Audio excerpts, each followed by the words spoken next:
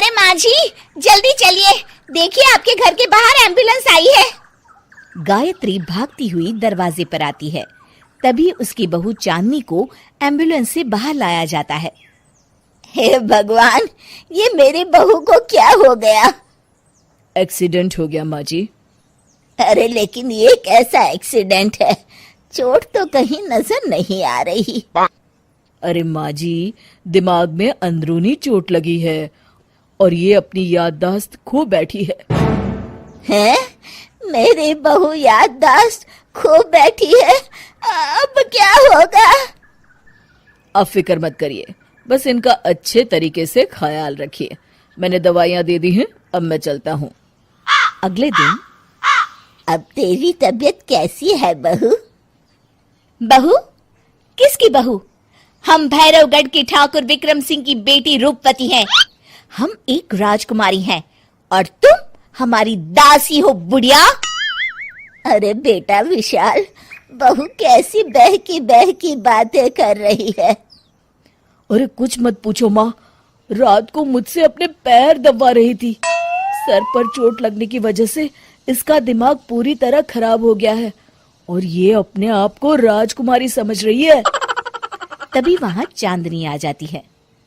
तुम दोनों यहाँ क्या खुसुर फुसुर कर रहे हो? कहीं तुम दोनों मिलकर हमारे खिलाफ कोई षड्यंत्र तो नहीं रच रहे हो? हम तुम्हारा सर तलवार से उड़वा देंगे, समझे? अरे नहीं नहीं राजकुमारी जी, हम तो आपके सेवक हैं।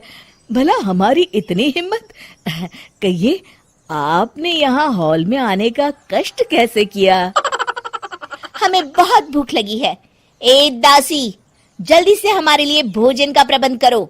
आज हम शाही कबाब खाएंगे।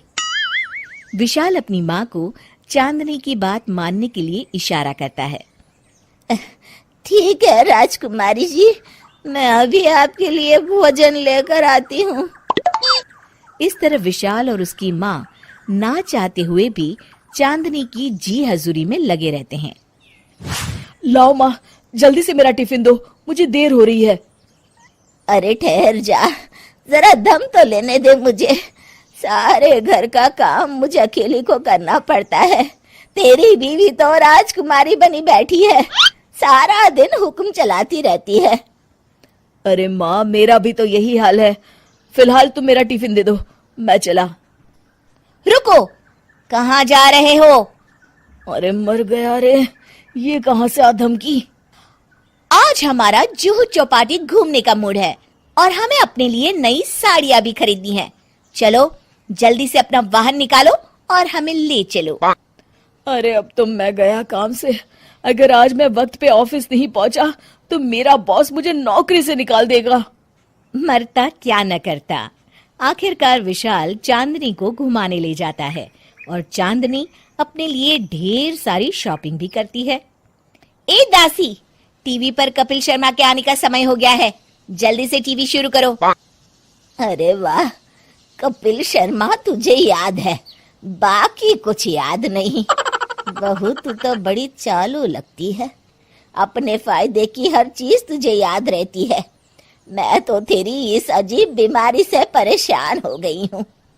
अगले दिन, अरे डॉक्टर साहब, आप इतने दिन से मेरी बहू का इलाज कर रहे हैं, लेकिन उसकी बीमारी तो सुधरने के बजाय और बढ़ती जा रही है। अरे माँ जी, ये दिमागी बीमारी है। बेचारी की याददाश्त चली गई है, वापस आने में थोड़ा वक्त तो लगेगा ही ना।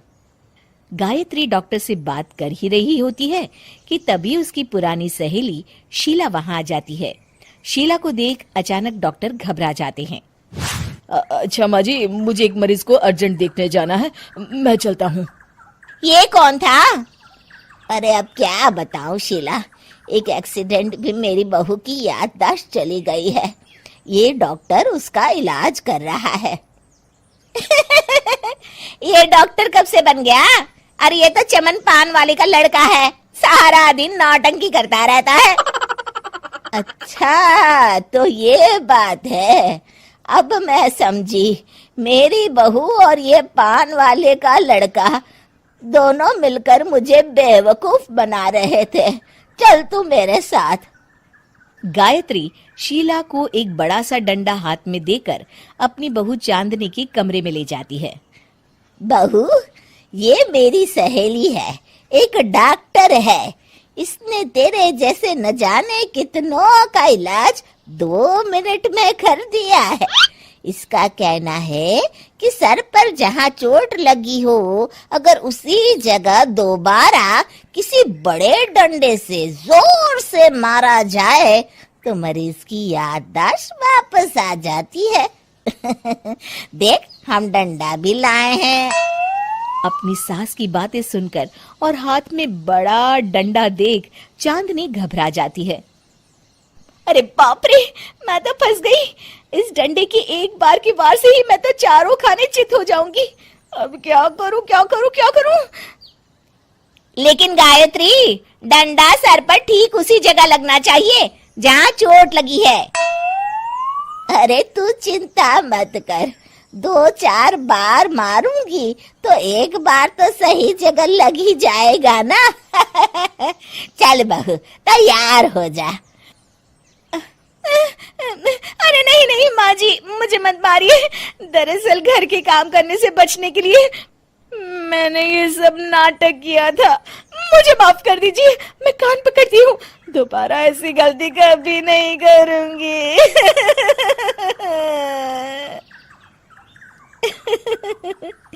क्यों दोस्तों, कहानी कैसी लगी हमें जरूर बताइएगा।